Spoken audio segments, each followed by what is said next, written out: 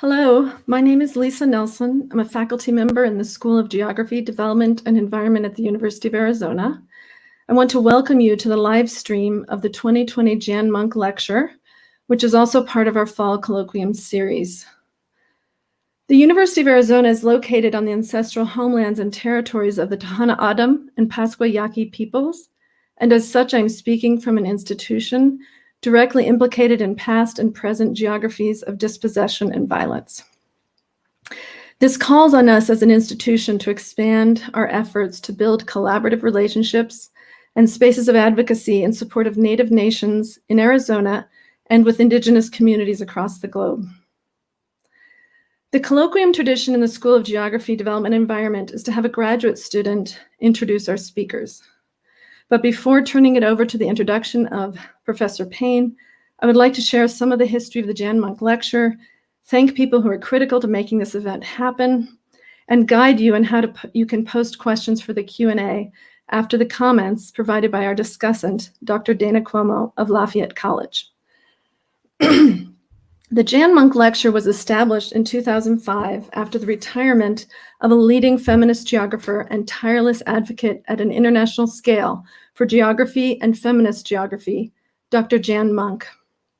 In addition to her role as a faculty member in the then Department of Geography at U of A, Jan Monk served 24 years as the director of the Department of Women's Studies, Southwest Institute for Research on Women. Over a career spanning 11 books, 90 articles, book chapters, and other essays, Jan Monk made and continues to make contributions to the development of feminist geographic theory and methodology, to analyses that recover women geographers' social histories as they worked their way through a patriarchal discipline, to geographic education and curriculum development, and to our understanding of the American West. Her contributions to the discipline were honored in 2001 when she served as the 7th female president of the Association of American Geographers. In addition to these visible leadership roles, throughout her career, Jan has been a mentor, advisor, confidant, and collaborator to hundreds of young people throughout her career. And I count myself amongst those that when I was much younger, received a great deal of support from Jan Monk. In recognition of her remarkable career, in 2005, various faculty members at U of A sought to endow an annual lecture series that would bring to Arizona and to a major international geography conference, often the AAG, a distinguished scholar to discuss the evolving frontiers of feminist geography. In addition to the public presentation, both here and at the university, and at a major conference, the lecture is published annually in the pages of Gender, Place, and Culture, the leading journal of feminist geography. Rachel Payne's scheduled appearance at the University of Arizona and at the Association of American Geographers meeting last spring was canceled for reasons we are all too painfully aware, and hence we're streaming the presentation of that lecture today. A few thank yous. My co-conspirators in the organization of the school's colloquium series this year are Kevin Anchikaitis and Elena Lauder. My colleague Chris Lukenbiel and I spent much of last year organizing the 2020 Jan Monk Lecture before that cancellation. The Jan Monk Lecture at the AAG meeting last spring was only possible through the support of the editors of Gender, Place, and Culture, particularly Lena Grip from the University of Kentucky. I'm also grateful for the technical advice and savvy from two people without whom I could not have put together this live stream: Chad Herzog of Arizona Arts Live and Z Science of SBS Tech. So we really would like people to participate at the end of the lecture and at the end of Dana Cuomo's comments. And it was complicated to figure out how to make that happen. But should be a Google Doc below the streaming window of this talk on the SGDE website. Please open it and type in a question you would like to pose for Rachel Payne that we can address during the Q&A. If you feel comfortable, please include your name and a sense of where you're writing from. I will read and moderate these questions at the end of the talks. So now I want to turn it over to Sonia Kaufman, a second-year master's student in geography at the University of Arizona, who will introduce Dr. Payne. Hello. I'm honored to introduce Professor Rachel Payne, who is based in the School of Geography, Politics, and Sociology at Newcastle University in the UK. Rachel Payne is an internationally recognized scholar for her research on gender-based violence, geographies of trauma and fear, feminist theory, feminist geopolitics, and participatory action research. Her extensive scholarship on gender-based violence links intimate and mundane spaces of everyday life with structural violence at regional and global scales. Equally important to these contributions, Rachel Payne has been a pioneer in feminist methodological debates by theorizing and practicing exemplary participatory research approaches based on her long-term collaboration with a range of voluntary and public sector organizations, as well as survivor groups. Unbeknownst to her, I oftentimes cite Rachel Payne as the reason why I applied to graduate school in the first place. I first encountered Dr. Payne's research as an undergraduate when I read her foundational text, Social Geographies of Women's Fear of Crime. It transformed the way I thought about public and private space, as well as false narratives around gendered violence, especially in the space of the university campus. Dr. Payne has published in leading geography journals and other disciplinary volumes over 100 times and has received numerous prizes and awards for her research, including from the Royal Geographical Society and as a fellow of the Academy of Social Sciences. We are very excited to welcome her today to speak on individual and collective experiences of gender-based violence and shared trauma. Without further ado, please help me to welcome Professor Rachel Payne. Thank you so much, Sonia. That was a really lovely introduction. And thank you very much to Lisa for organising everything and doing all the technical wizardry that I would never be able to do. Thank you to everyone on the committee at Arizona. I feel really honoured to be chosen, and especially because I know people on that committee are just a really amazing group of feminist geographers, including Jan Monk, of course, who's been mentioned, and also Lynn Staley, a former colleague of mine who's part of the inspiration for this talk. And thanks to finally for Dana for standing by and finding time to respond to the paper. So the paper is called Collective Trauma, ? Isolating and Commoning Gender-Based Violence. And really the talk is going to look at three conditions or concepts that we might use as a frame for gender-based violence. And the first of those is this idea of isolating as key to the nature and effectiveness of gender-based violence. The second is the idea of collective trauma, which is a concept that comes from Black and Indigenous post-colonial analyses of trauma, which denotes shared experiences of violence and its after effects. And then finally, commoning is a concept widely used in the social sciences, other areas for the most part, including geographers' work, describing collective ways of organising and living that challenge hegemonic power and violence in different ways. So what I think these three concepts have in common is that they're all ways of connecting individual and collective experiences of violence and trauma. They have a specific relation to feminist thought and practice in each case. They all attend, I think, to the doing of perpetrating, resisting and surviving gender-based violence. And they can also be contested in the context of gender-based violence. So they're not straightforward. And what I want to try and do in the time that I've got is to evaluate them in some way. Now, I'm juxtaposing isolating and commoning, not to suggest that they're necessarily always in opposition. So less a binary and perhaps more we can think of them as located on a multi-axial spectrum. And especially when we consider the different places and cultures within which violence, trauma and resistance and rebuilding is situated. So questions of universality and difference are going to be a theme in the talk, asking how critical theories help to frame but also unravel the idea of the collective in this particular context. And then, of course, we're living in times when we see the resurgence of cis-sexism and homophobia in the West, and the weaponization of women's safety in different ways and kind of divisive tactics around that. I am largely going to be talking about the West and Western experiences and set against the backdrop of growing neoliberalism and welfare rollback, which have got significant implications for support services. Okay, so I'm going to share my slides now.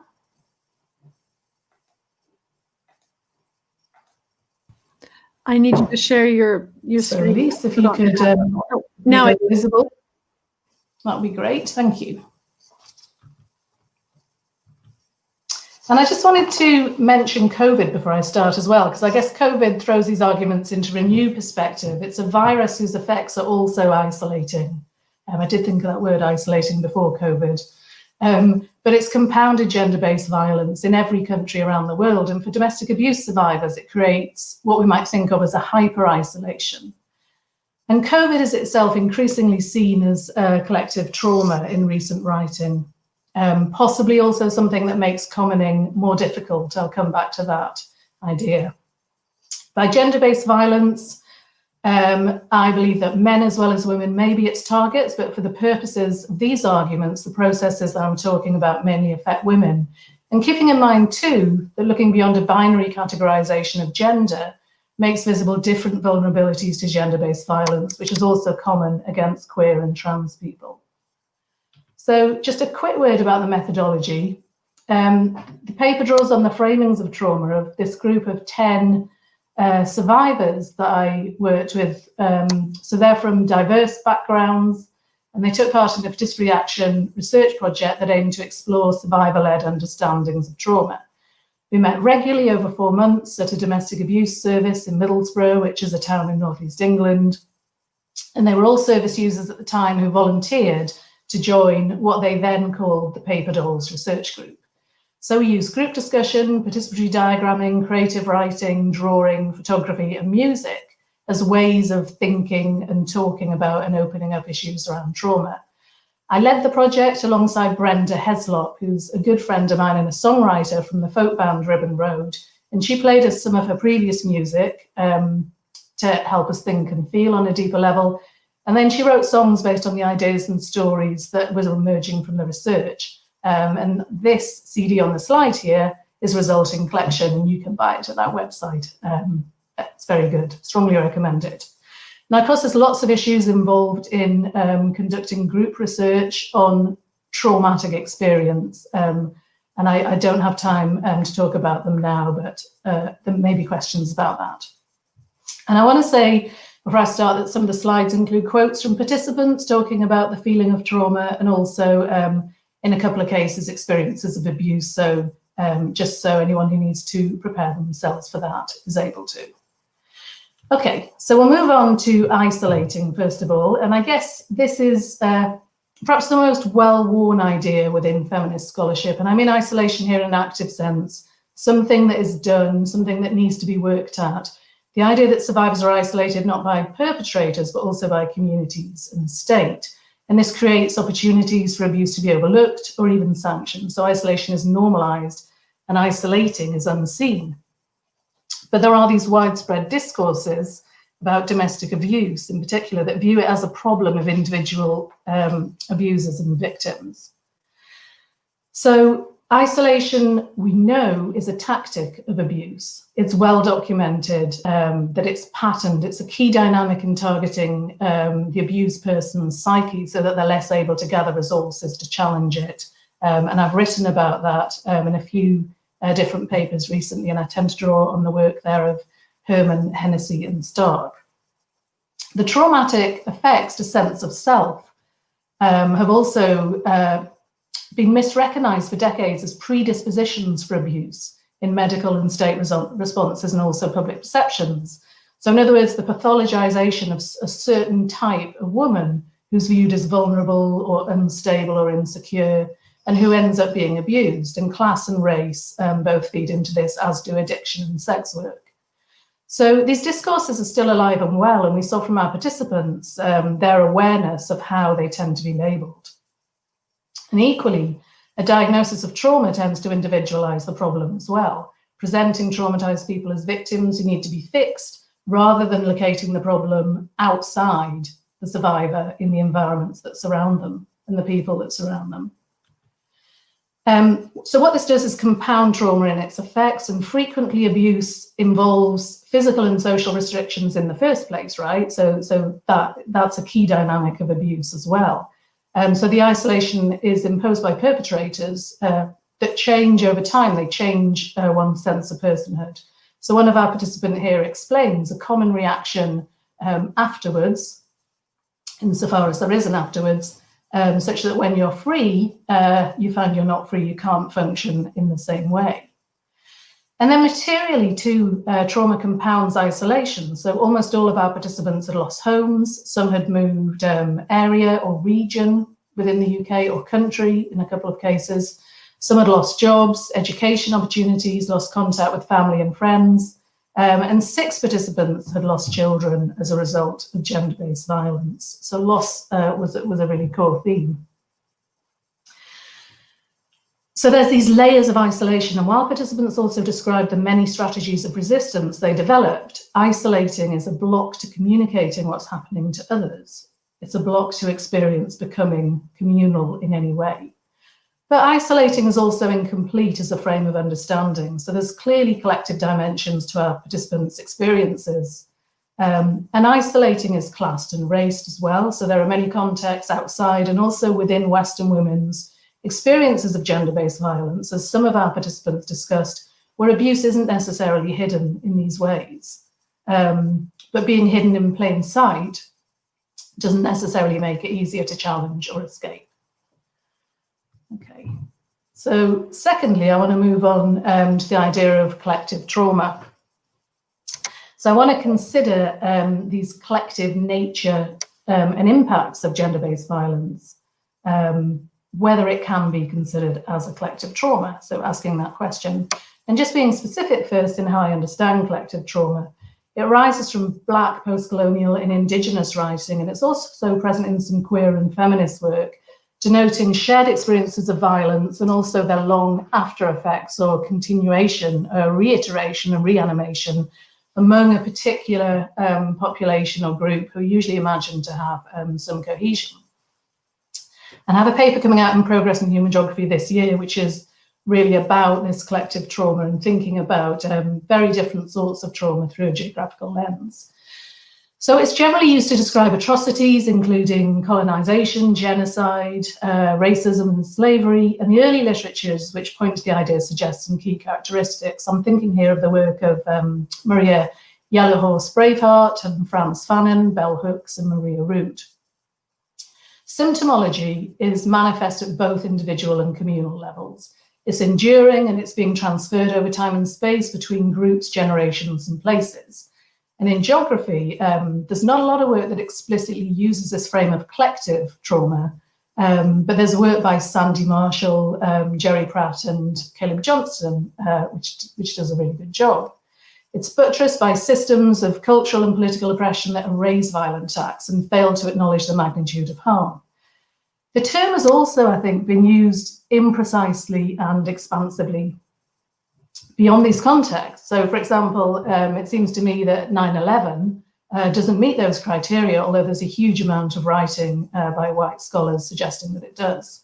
And this is a reminder, maybe, that the designation of collective trauma is a political one, and the ways in which we as white commentators, as Mariam Jamila has said, choose to prioritize conversations that build deeper connections between white bodies, emotions, and traumas.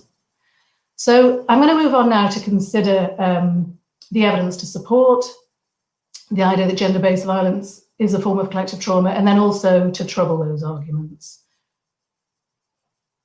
So first of all, and sort of fairly obviously, the extent of gender-based violence alone might signal that the trauma it gives rise to is already collective. Its incidence exceeds the scale of other violent atrocities, and it shares their intimate dynamics of more visibly mass forms of violence. And it accumulates as well. So current traumas layer up on older collective and structural traumas, as Bonnie Burstow described. What our participants described was their experiences of these layers of traumas being reanimated by new experiences of violence. So rather than a kind of linear journey of trauma or life course of trauma, it's more about zigzagging or moving forward and circling back. And then secondly, commonplace traumatic experiences of gender-based violence, they're already social in that they always involve and affect others. Trauma travels through generations, just as other collective traumas reappear. Witnesses and the bereaved suffer corresponding slow death, which is a phrase from Kristen Smith talking about police brutality. Children who witness gender-based violence frequently take on trauma, and it may lay dormant and then flare up later in life with other experiences of violence. Gender-based violence is clearly fast and slow at the same time, as Jenna Christian and Lorraine Dowler have argued, and it is collectively made by those same forces that isolate. But a question, is there the same united sense of suffering? So raising collective consciousness around gender-based violence has been a consistent goal of feminist campaigning and scholarship in recent years, epitomised by Me Too and related movements.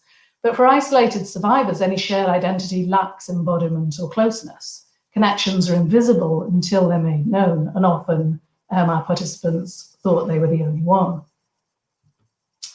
And then thirdly, in keeping with other collective traumas of racist and state violence, that relationship between fear and trauma is really important in the work of how violence continues to get done. So only some violent acts are needed to provoke communal awareness of danger.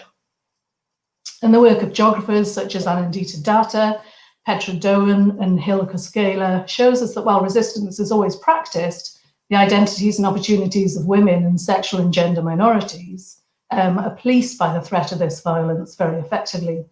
And in this condition of what we might call rational fearfulness, which differs to the fear, say, that a violent burglary might have of recurring, which might be statistically very unlikely, trauma takes on a different timbre.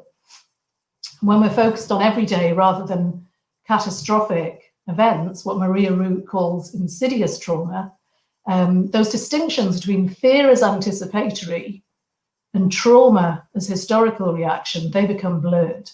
So for Laura Brown, speaking in the 1990s, women who've not been assaulted yet still may display post-traumatic symptoms through living in a climate of misogyny, just as endemic racism produces traumatic symptomology in Black communities in the US, according to the work of Maisa Akbar, Nia Jones, and others. So what may appear to others to be symptoms of past trauma, such as the quote here from one of our participants talking about wanting to isolate themselves, which is misinterpreted by other people, is actually recast as an effective coping mechanism for dealing with trauma that's ongoing. And then fourthly, our participants spoke of the ways in which the everyday structures and institutions that they had to engage with after being abused compounded and deepened trauma. They spent a lot of time talking about the cruelty of the system, whether it be government departments or the Home Office or police and criminal justice system, the health service or social workers. Their trauma was compounded by implicit demands about how traumatized people should present and facing aggressive challenges to their credibility. So these experiences of institutional betrayal were far less familiar to the white middle-class survivors in our group. Treatment by service providers and professionals reflects similar attitudes, wider attitudes, sorry. So not only poor understanding of trauma, which our research sort of contends is a huge thing, but judgments about the culpability of working class women and women of colour. So how then can we trouble this idea of collective trauma as it might describe or not gender-based violence? Well, these collective dimensions, as I've just indicated, are clearly far from universal. And our participants shared many experiences of violence itself and, you know, what that was like, what the dynamics were, and so on. Remarkable similarities, really, but their different structural positions affect their past and future paths, and their ability and also their desire to align with discourses of overcoming or recovering from trauma. So critiques of the idea of collective trauma in gender-based violence movements have been levelled most recently at Me Too, which began with a focus on Black and transgender women's experiences, but went on to erase them, and has been criticised for not achieving structural change. So the assumption in collective trauma of cohesion masks other conditions that also involve trauma.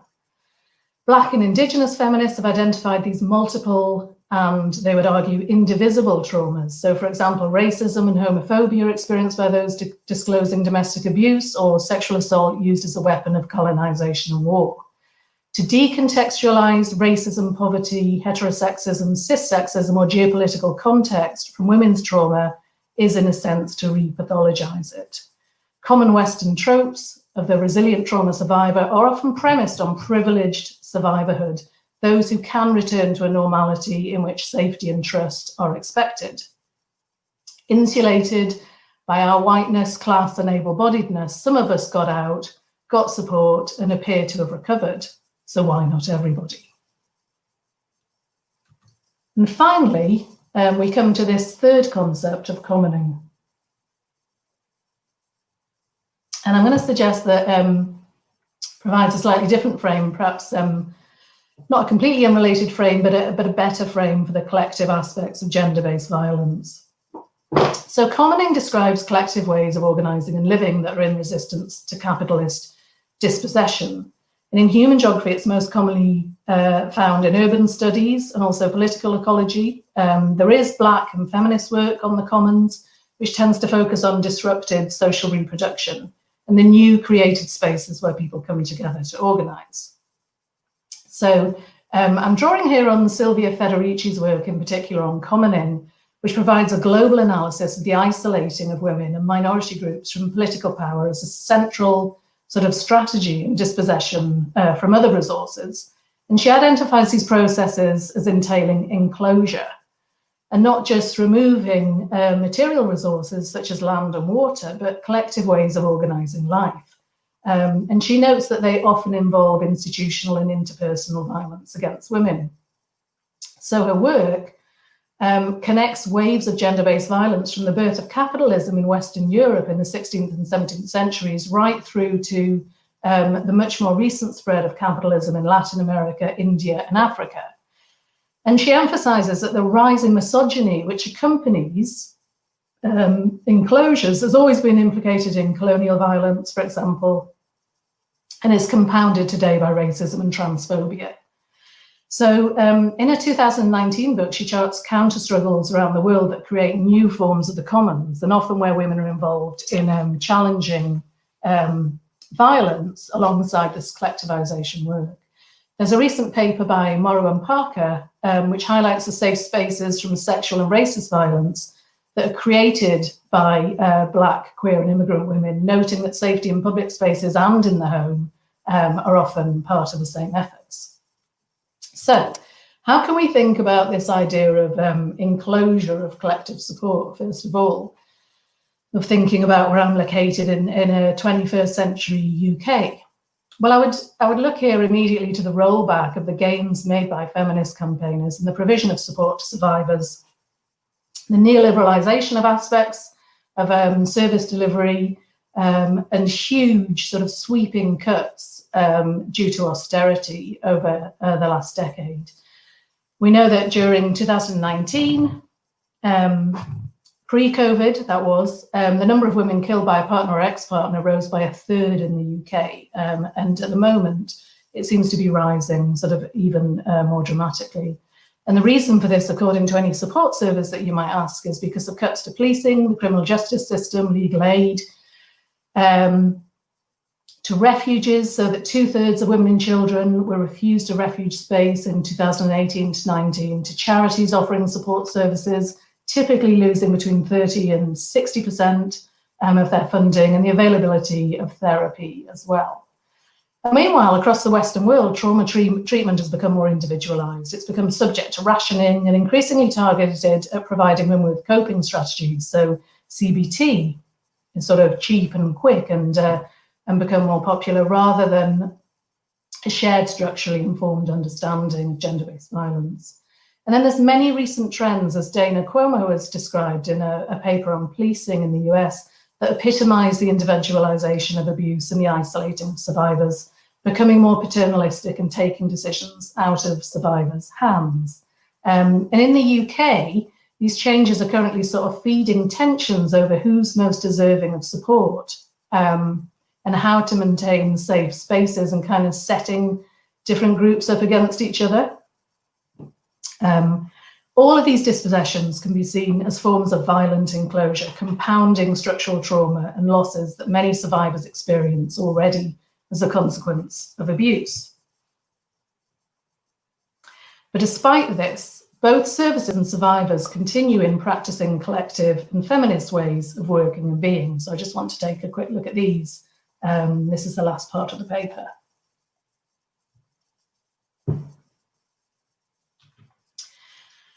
So first of all, thinking about survivors commoning as a response to gender-based violence and trauma. So this is about the fact that women already support each other informally and work together to resist and end gender-based violence, and even in the hyper-isolation that's characterised by austerity and now COVID. Now, I know this statement seems kind of facile, but I think there's value in highlighting the effects of the already present commoning of resources, and also in examining how commoning gets done, especially in very precarious settings. I mean, these are sort of very specific, unusual settings, I guess, for commoning, and the conditions that may enable it. So our participants commented on the rapid understanding and support that developed between group members, despite the fact that we all started as strangers from very different backgrounds. There were friendships formed, and there were numerous acts of care and support. But more than this as well, the group had an impetus to use their own experiences to provide wider collective support to others. And this is, I hope, not to romanticize, because the goal articulated by the group was not to defeat trauma or to move on or rise above it.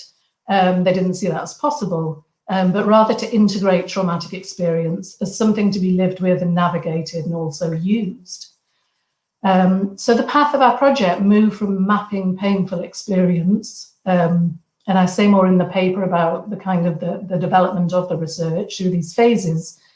Secondly, to focusing on coping and survival strategies, and then to action elements of the research.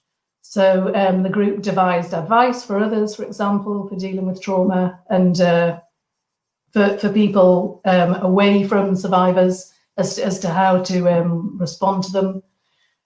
They spoke at events that we ran to cope research and also play the music.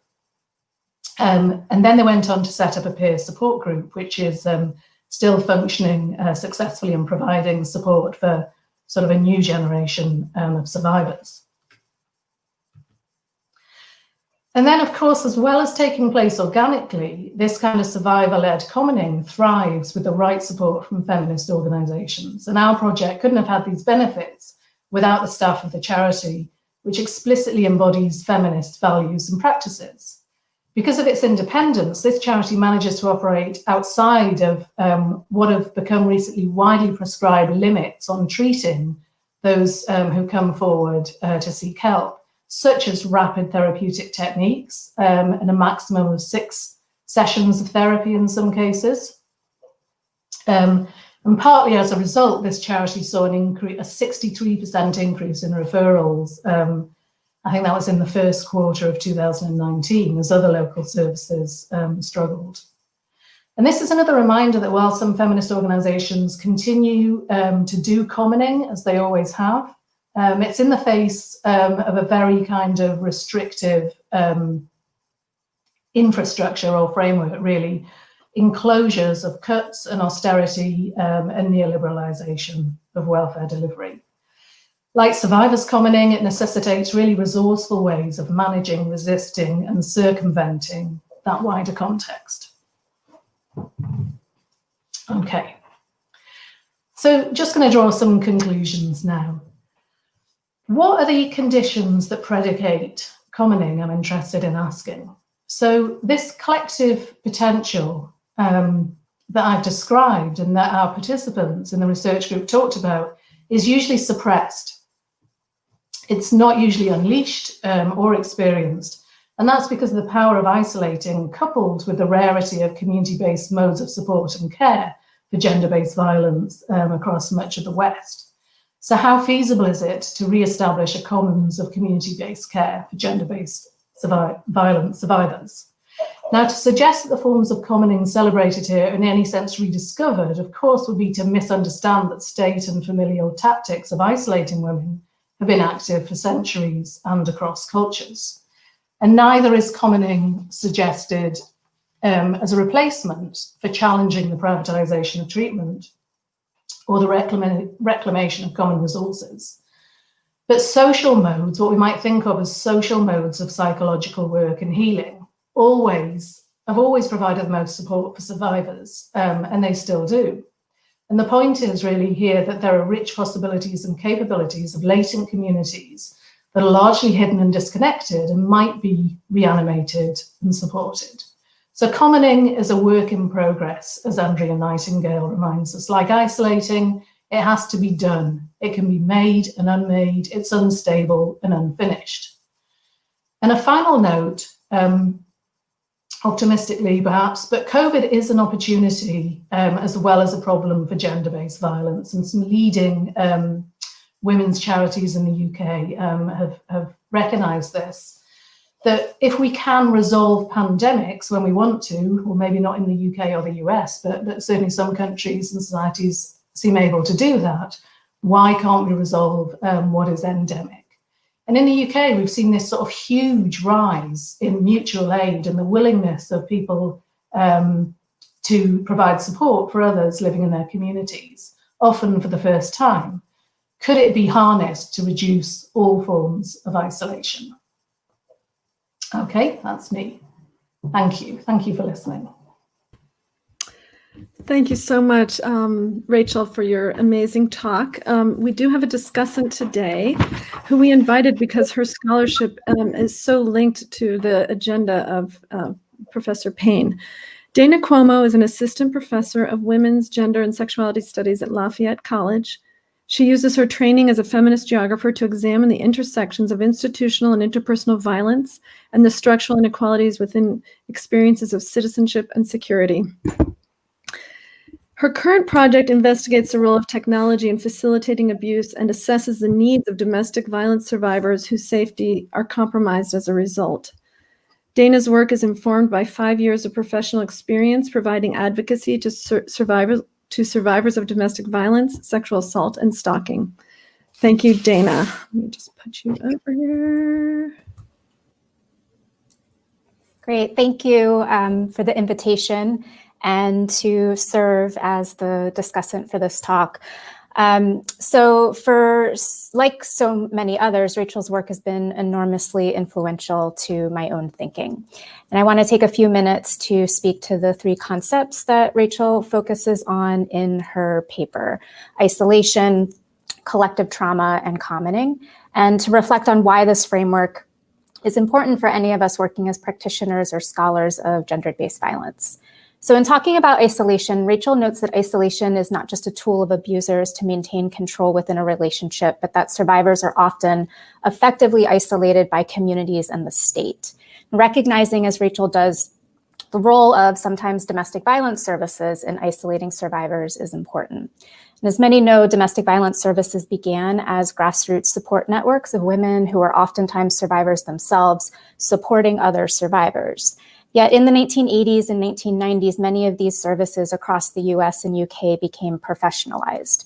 Rather than survivors taking leadership positions within domestic violence agencies as they once had, today many domestic violence agencies are comprised of professional staff in a hierarchical structure where survivors have become clients. And this turn to the professionalization of domestic violence services happened at the same time that austerity measures shifted responsibility for providing care from the state to communities and individuals, what Lynn Staley discusses as the neoliberalization of responsibility. And with it, the simultaneous growth of the nonprofit model, or what Ruth Gilmore calls the nonprofit industrial complex. And domestic violence agencies, of course, continue to provide important and life-saving direct services for survivors, but there are also many rules and limitations to service provision, which Rachel alluded to, dictated by conditions written into the state funding that these agencies need to stay afloat. So for example, the domestic violence shelter that I worked in years ago didn't allow residents to trade childcare with each other, not an uncommon practice for shelters whose funding is tied to liability, but which of course disproportionately impacts survivors who can't afford formal childcare while at work or a job interview, or who simply need a break from their kids. And what Rachel encourages us to think about are the many ways that survivors feel isolated, including within and by the very services and institutions espousing support. And as Rachel was talking about collective trauma, I was thinking about the historic construction of domestic violence as a personal and individual problem and the legacy and the implications of this framing for the issues that Rachel raises in her paper. And we know that the construction of domestic violence as personal and individual strategically served to detach it from systems of patriarchy and institutional sexism and created opportunity for abusers to isolate survivors, as many survivors blame themselves as individually responsible for the abuse that they endure.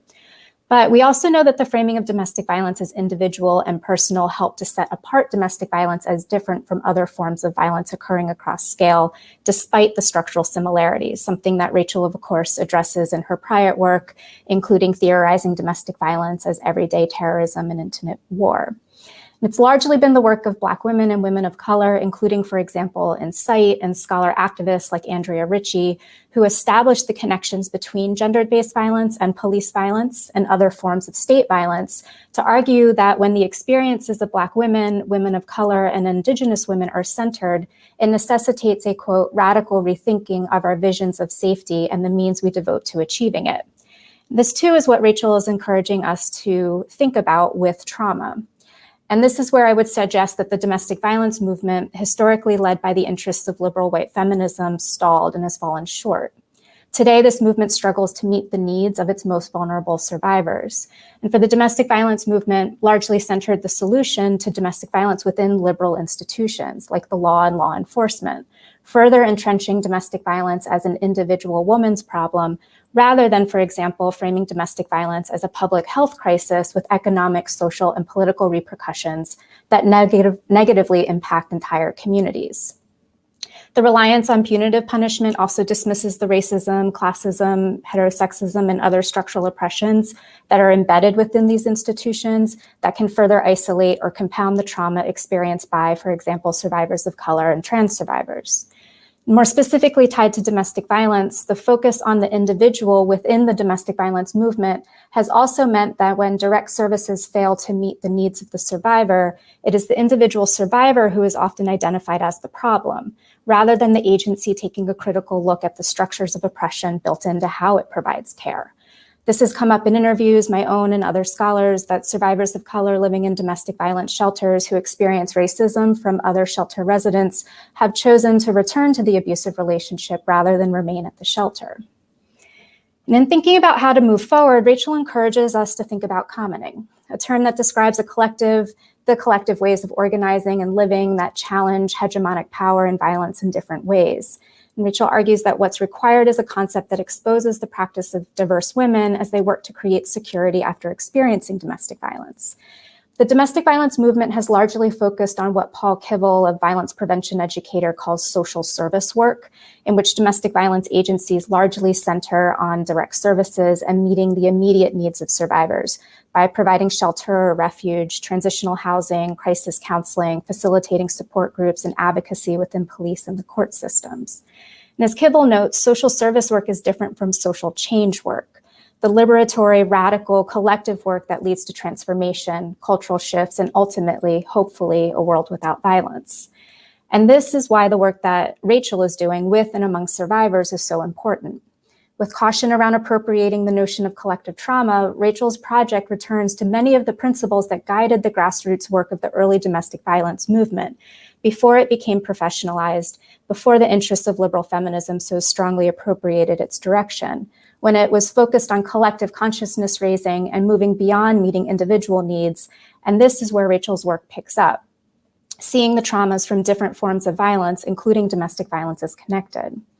And in highlighting the commoning that is already happening and thinking about domestic violence outside of the nonprofit direct service model, I find hope in the participatory action work that Rachel is doing and its potential for meeting the needs of survivors while connecting communities in a way that envisions transformation and social change for the future.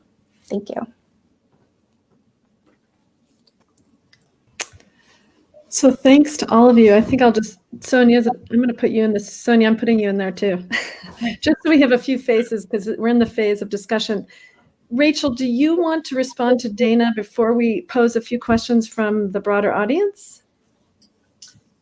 Just to say thank you, Dana. Thank you. And I'd love to hear more about the work that you're doing at the moment. It sounds great. Thanks for your comments. Yeah.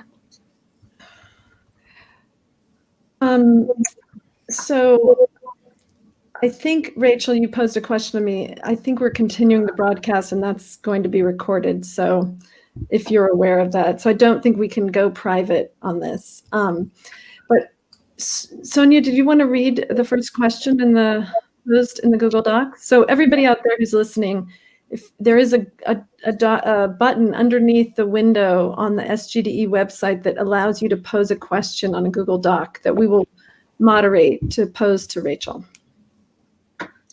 So the first question on here is, earlier you mentioned that oftentimes the role of collective trauma gets enrolled into a speaking to and the deepening of white emotions / connections. I agree with this and see this especially in a lot of social justice work. Can you elaborate on this and show us some examples and perhaps unpack this more? Yeah, so I think that was the quote at that part of the paper from Mariam Jamil, her work, which is really about the whiteness of trauma discourse, and about, for whom is it acceptable to speak publicly about trauma. It's a really interesting chapter. I think it's from a couple of years ago, and she's talking about that period in time where Brexit in the UK, the Brexit vote was quickly followed by the election of Trump.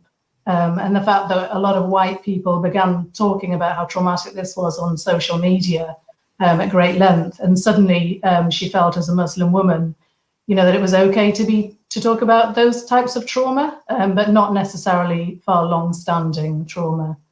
And I guess I've sort of tried to tackle this a little bit in some of my work in the past as well. Thinking around 9/11, and the kind of construing that as a national or collective trauma for everybody, sort of regardless of the sharp kind of social and economic and political differentiation in who, in the end, sort of was most badly affected by that, which communities in the US.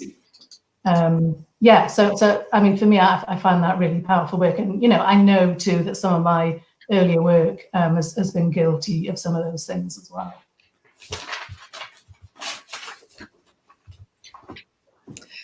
Lisa, for some reason, I'm not able to type in the private chat, but I do have a question, or I just wanted to ask you to speak a little bit more on this. You'd mentioned this idea of, I think you said PTSD before, how entire populations may have PTSD without experiencing the trauma themselves, just because of the collective trauma of sexual violence, gender-based violence, etc. And that relates pretty closely to my research. I'm looking at college campuses and whether the idea of fear of sexual violence influences where students move around campus, what events they go to, whether they go out at night as much as they might go out during the day, things like that. So I was just wondering if you could talk about that a little bit more. Yeah, sure. So that comes from the work of Laura Brown, who was writing in the 1990s. And she was part of that sort of group of radical feminists at the time who were trying to reframe how trauma was understood. So I started my career looking at women's fear of crime in public space. I did that for my PhD. And then sort of, as soon as I started actually speaking to people, they were talking about private space as well. But certainly at that time, fear was viewed very strongly as kind of irrational, because, how could it be informed by actual experience? Because that's not what police statistics showed. And obviously now I think there's a much better understanding of that. I'm a little bit, I guess for me personally, I'm a bit sort of sitting on the fence as to talking about whole populations, having symptoms of PTSD, because one of the problems with that, while I think trauma is sort of far more widespread than there are actual individual diagnoses, one of the problems with that is that it can kind of devalue, in a way, what trauma is, sort of how serious it is and how severely it actually affects people. But the point I was making there was really one about temporality, that actually, one of the reasons why that public-private divide doesn't make a lot of sense is because there isn't necessarily that sort of sharp distinction between fear and trauma. So if you've experienced violence or microaggressions every day or whatever, then it's like fear, trauma, fear, trauma, fear, trauma. So so I'm starting to unpick, I guess, in my own scholarship, that divide that I've always assumed is a real thing. I'll go ahead and read another question that's been posted in the Google Doc. In many contexts outside the Euro-Atlantic core trauma, the deliberate infliction of gender-based trauma has been a means of shock to facilitate the imposition of neoliberal reform. Does it make sense to identify any such relation in the UK context? Yeah, okay. Great. So great question. And Silvia Federici's books are exactly about that, how gender-based violence sort of accompanies economic change and that transition to a new economic order. I guess, it doesn't make sense in such a sort of blatant sense. But certainly a lot of feminist writers now have seen us. So if we just take austerity, which is a massive change stroke continuation for the UK in the last decade, a lot of feminist writers would see that as a form of violence against women and children in particular, because its effects are feminized in many ways. I guess that's partly sort of down to how we define violence, isn't it? And if we're thinking of violence as a form of harm, not just psychological harm, but material harm, then absolutely some of those policies and the withdrawal of public support from some of those services, they're not only leading to physical harm, but they're leading to rising death rates in the UK as well.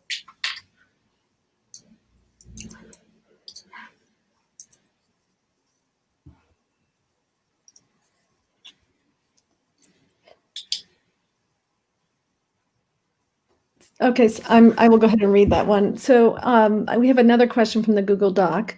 I think that it is good that GVB is in environmental programs is beginning to be a source of research and action. For example, GVB in hydropower projects, mining, etc. I don't understand that question. Can you read that question, Rachel, in the comments? I'm not saying read out loud. Are you seeing it in the comments? Yes, I can see it. Yeah, that sounds incredibly interesting. It's a bit kind of outside my area of expertise, but I'd really like to hear more about that. I'm not quite sure what the context is there. Yeah, that questionnaire is talking about. Yeah, sounds fascinating. Yeah, I actually have a bit of a comment and a question. I was really struck by your comment that you thought, despite a lot of evidence, this increased gender-based violence in the context of COVID and lockdown and all that you also have felt this growth, at least in the UK, of a lot of a growth in mutual aid and support, which could be ultimately a force to counter those dynamics over the long term. And I have to say, sitting here in the United States, that was kind of surprising to me, because I'm curious if other people who are observing the US context closely could comment to this, but and maybe it's our current political moment in the election, but I see there's just such a breakdown of mutual aid and support in the US that is both a cultural, political dimension of the current moment, but also because of the funding structure, I think, for a lot of social services and the economic crisis that I'm guessing might be even more directly impacting those service and advocacy organizations in a much more direct way than perhaps in the UK in the short term. I'm not sure, but I'm curious if Dana, I don't know, Dana, do you have a thought about that? Like, what are the possibilities of the COVID moment for possibly creating seeds of a different way of approaching these issues? Yeah, this is actually something that I'm working on with a colleague right now out in Seattle, which is that COVID presented this very interesting opportunity for domestic violence service kind of evolution. Domestic violence agencies are not always known for being the most technologically savvy or the most kind of open to incorporating new practices or changes into their work. And what we're seeing in the project that we're doing in Seattle right now is a scale of change that we could not have imagined were it not for the pandemic. And so we're seeing court systems completely evolve in how they're providing services to survivors because they had to begin offering remote hearings. They had to begin offering electronic petition filing. And so what that is going to set up survivors for in the future is survivors who have limited access to transportation, who find it difficult to get to court, or who live in rural areas, or who don't have childcare or can't take a whole day off for work, that they're going to actually be able to use these new procedures and processes that even a year ago, the court system in Seattle, for example, was not implementing or even was really thinking about the implementing because of the level, the shift that it would have to happen. So I see actually in the same way that Rachel does, interesting kind of moments of possibility for all of the harm and the hurt and the damage that COVID has caused. There are these kind of moments that I think are for survivors of domestic violence, actually, I think helping us to see a potential where resources and services could be accessed in a more accessible and easier way. Yeah, can I just ask you about that? Are you seeing those benefits for survivors who have sort of left the abusive relationship, or for survivors who are still living with perpetrators? Yeah, so it's I would say there's a distinction for survivors who are in a place where they're ready to access services because they're on the path towards maybe wanting to leave the relationship. I think in many ways what we're seeing consistently across the US is increases in domestic violence because of the isolating components of the pandemic. And so it took a little while for shelter services to figure out how to begin offering remote crisis counseling, for example. And so I do think for survivors who are ready to kind of access the court system for support and protection, we are seeing more of a shift there. I would just jump in and add that somebody wrote in the comment in the Google Doc, I see a large movement on social media in Tucson toward mutual aid efforts. There are many groups that actively post and offer help to others.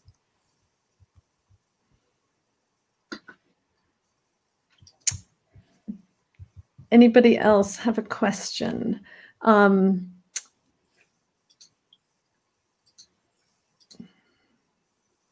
I'm going to give it a minute here for people. Anybody who wants to post a question on the Google Doc, please do. I can keep an eye on it. Sorry, Sonia? I can keep an eye on it. Okay. What's interesting to me, I'm just going to make a comment on what Dana was talking about in relationship to what you said, Rachel, which is when I heard you talk about the possible beneficial effects of COVID, despite the clear problems with an increase in domestic violence and other forms of gender-based violence, that you were talking about those mutual aid, like civil societies, what I interpreted in what you said, which was echoed in the comment on the Google Doc. But Dana was talking more about how the legal system and support services are shifting. I mean, and I see those as kind of two things. When I said I didn't, and so I'm curious, Rachel, if you were mostly talking about that sort of mutual aid within civil society versus formal services and how they're changing in relationship to gender-based violence. Yeah, sure. I mean, it's a mix of both here in the UK.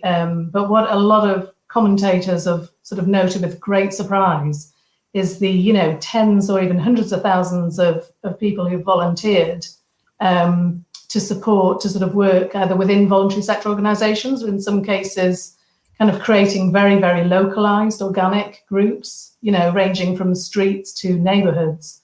And that's not something that we've seen in the UK for decades, really. So it does feel quite new and quite surprising. And actually, a lot of voluntary sector organisations have, I mean, they've done incredibly well, but have really, really been struggling to kind of keep up, you know, with the demand, the number of people who now want to volunteer.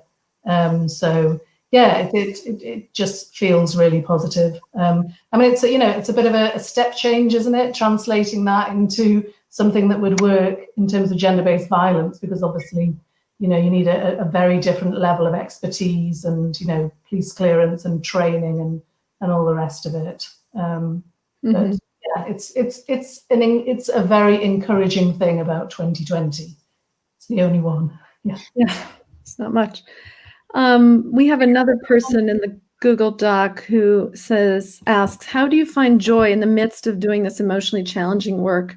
What advice do you have to other researchers whose research brings them into contact with others experiencing trauma? Yeah, I mean, there are so many joyful moments, and I guess, you know, what I need to do is write another paper about those, because they don't automatically come up when we're talking about work on trauma.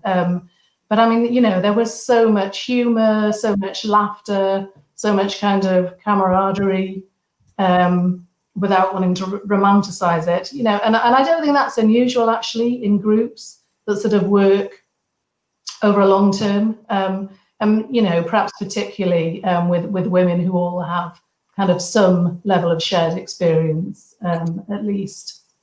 So yeah, it is joyful work to do at times, but obviously, you know, it's not something that you should enter into lightly.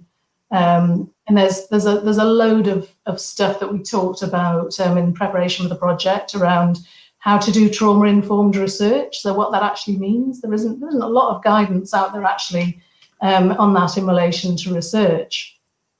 But then also, I mean, I guess taking, you know, what might be seen as the easy option in a way, which is working with that organisation who were absolutely already working in that particular way. And the lead trauma specialist at the charity was not necessarily there in the room, but, you know, they're outside the room ready to support everybody. And available to do that at any time and feeding back to us on any particular issues that were arising as well. Yeah, so I guess the reason I describe that as the easy option is because often I think coming out of this project, what interests me a lot are women who don't reach services. So women who are really isolated in that way, you know, and how to even embark on that kind of work. Without those safety nets. I think we have time for one more question that Sonia is going to pose. So this last question is, could you speak to the future directions for this work? Where would you like to see this research work? Where would you like to see research/practitioner work take this learning? What might need further exploration? Yeah, thank you. That's a really good question. And I've thought a little bit about this. And I think it would be, I mean, I guess, so what I've seen since I did this project, so at the end of last year, I was involved in another project and I was working with 7 different abuse support organisations in Northeast England. And what was really clear there was that those radical models of service provision from the 70s and 80s, perhaps, the traces of those types of delivery are definitely still there, which I think is really interesting, you know, despite this kind of crushing context that I've talked about. So I think it would be interesting to do some follow-up work on that. And also, you know, simply successful examples of commoning for gender-based violence support and care in other parts of the world. Okay, we have one more question, I guess. Is it okay, Rachel, to pose one more? Yeah, sure. Okay. Go ahead, Sonia. Oh, okay.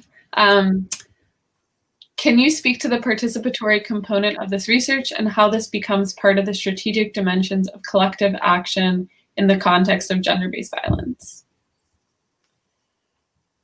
Yeah, again, a great question. I mean, I'm not sure that it did sort of have a huge kind of impact in that respect. It certainly had an impact for the survivors who were involved. It had some impact, I think, for the organisation. But because it was primarily an arts-based project, so it's kind of like a slightly different approach to the work that I've done with survivors previously. So we're working with music, and I didn't say much about that. Unfortunately, didn't have time to play any of the songs. But one of the ideas was that would be a way in itself of kind of, not only public engagement, but really raising awareness about the condition of trauma. And the feedback that we've had is that, music can do that really, really effectively. So, it's such a kind of dry, academic, miserable topic, isn't it? So that's one of the sources of joy, but also hopefully a kind of arts-based strategic initiative to kind of challenge some of these ideas about trauma and people with trauma and what they need. Well, I want to thank everyone who has participated in this stream and posed questions, and to Dana Cuomo and, of course, Rachel Payne and Sonia Kaufman. We will still be having a Jan Monk lecture for 2021, probably, via Zoom or some version of electronic delivery, because AAG is going to be primarily remote, is my understanding. So we look forward to continuing the conversation and the work and the spirit of Jan Monk. And thank you to the whole School of Geography, Development, and Environment. Thank you. So thank you. I'm going to sign off. Take care. Bye.